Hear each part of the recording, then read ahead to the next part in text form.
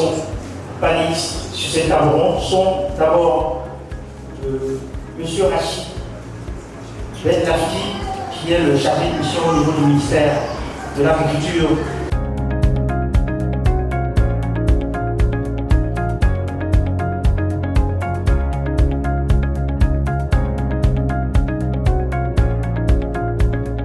Merci beaucoup de votre présence, surtout, sinon cet événement n'aurait pas la même portée, le même sens, et je dirais surtout la présence des jeunes, parce que c'est eux le cœur de cible de cette journée. L'Afrique est un continent prioritaire pour le gouvernement français, pour l'Afrique, pour le Togo, et certainement pour bien d'autres pays. On nous demande la stratégie du ministère de l'Agriculture français et du gouvernement auquel on se réfère.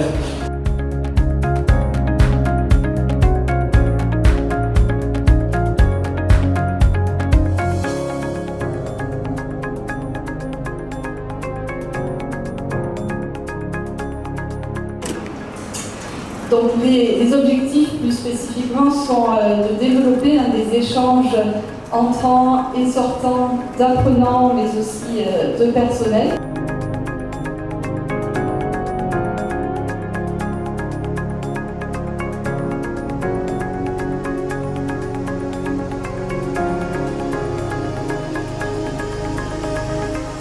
Merci déjà pour tout ce qui se fait.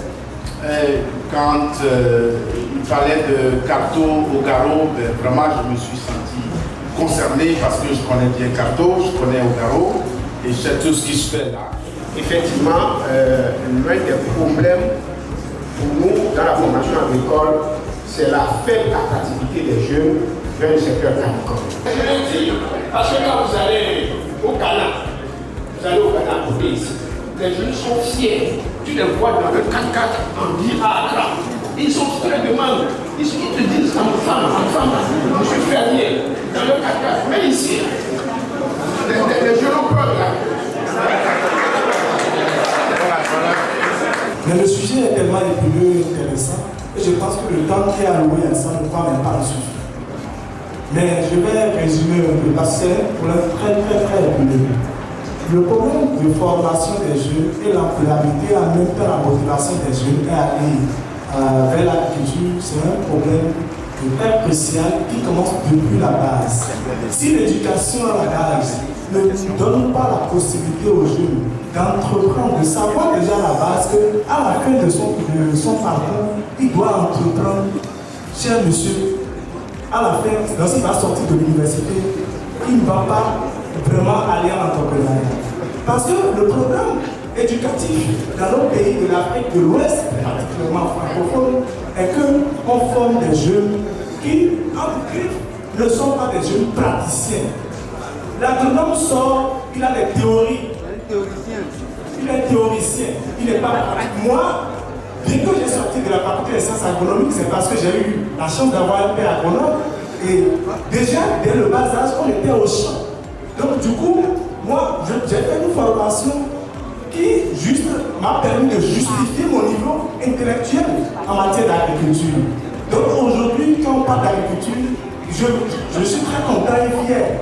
Mais l'autre jeune, dont les parents n'ont pas les moyens qu'il faut pour lui donner la terre, ainsi de suite, il y a tellement de facteurs qui motivent le jeune à aller à la terre. Mais quand le jeune finit même l'université, il sort des fois avec de très bons projets, mais personne ne pense à lui. Il n'a pas de financement, il n'a pas de foncier, il n'a rien, mes chers.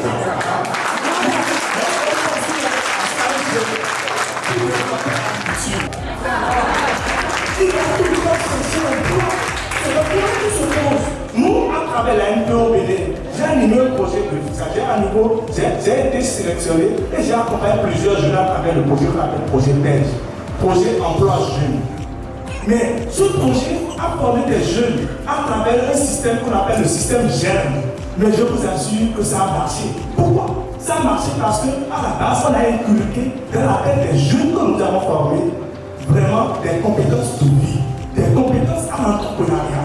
Et ça a permis à ces jeunes que nous avons non seulement accompagnés à l'agriculture et à l'artisanat, à avoir les compétences qu'il faut pour entreprendre. Parce qu'il ne sert à rien de dire d'entreprendre, mais il faut avoir les compétences en gestion. Il faut avoir des compétences vraiment qui permettent à ce jeune-là, lorsqu'il se met sur l'échiquier de l'entrepreneuriat, de réussir son niveau et de ne pas échouer. Parce que l'échec répétitif fait que le jeune ne permet pas, ça ne donne pas envie aux jeunes de continuer. Et du coup, comme il n'y a pas de financement derrière, peut-être c'est un parent qui l'a aidé, ou peut-être que c'est lui qui a mobilisé des moyens dans le temps. Il a échoué plusieurs fois. On donne son exemple comme un échec. Toute personne le dit. Mais si on a des success stories, ça permettrait à plusieurs jeunes à partir de ces success stories de dire tel jeune a essayé ça a marché. Aujourd'hui, on parle de la souveraineté alimentaire, on parle de l'agroécologie. Il y a tant d'opportunités dedans. Les agronomes qui sont, ils savent, mais ils ne veulent pas tenter. Je voulais juste plaider la cause de ce métier agricole pour les jeunes. Je vais premièrement demander quels sont les jeunes ici dans cette salle qui ont fini l'université avec master, licence et qui sont prêts à retourner à la terre. Il n'y en a pas.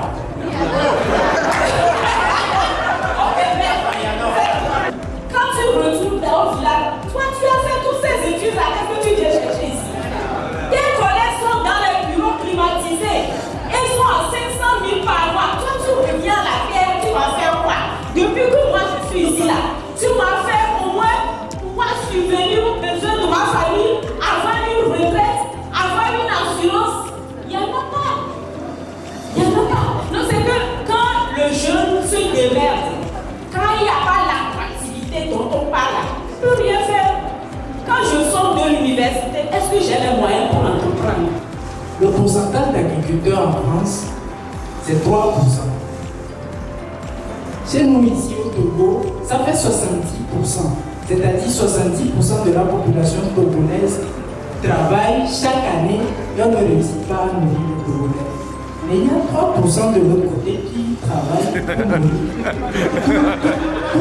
Je ne sais pas.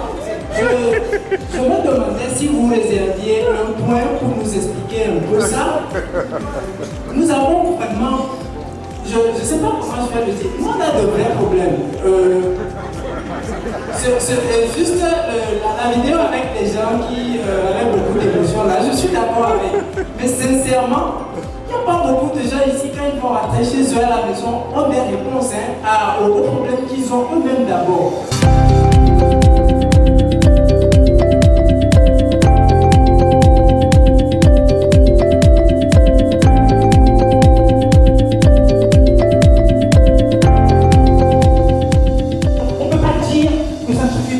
C'était pas suffisant, c'était pas assez efficace, c'était pas assez massif. Mais je vous assure, si on arrive déjà à accompagner comme il faut les jeunes qui sont motivés, en s'appuyant sur l'expérience que nous amènent les partenaires extérieurs, on donnera des perspectives aux jeunes.